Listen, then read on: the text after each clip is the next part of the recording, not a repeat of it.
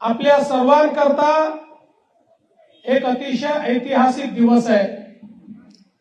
मी बंगालमध्ये जेव्हा गेलो होतो, मला पत्रकार परिषदेमध्ये तिथल्या एका पत्रकाराने विचारलं की ममता दीदी म्हणतात भारतीय जनता पार्टी आणि त्याचे नेते हे बंगालच्या बाहेरचे आहेत, बाहेरचे लोक येऊन या ठिकाणी मत मागतात, यावर तुमचं मत काय आहे?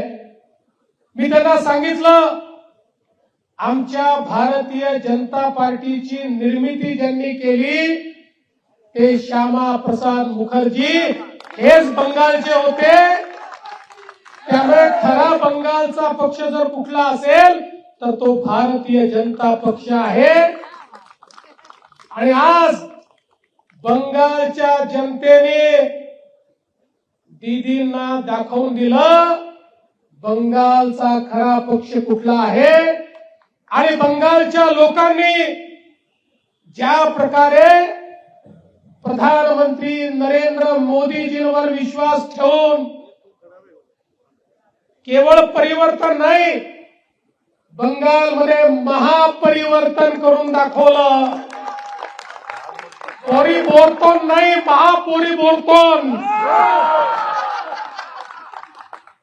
आणि ते इतकं की आता 2/3 मेजॉरिटी बंगालमध्ये भारतीय जनता पक्षाला मिळते आहे।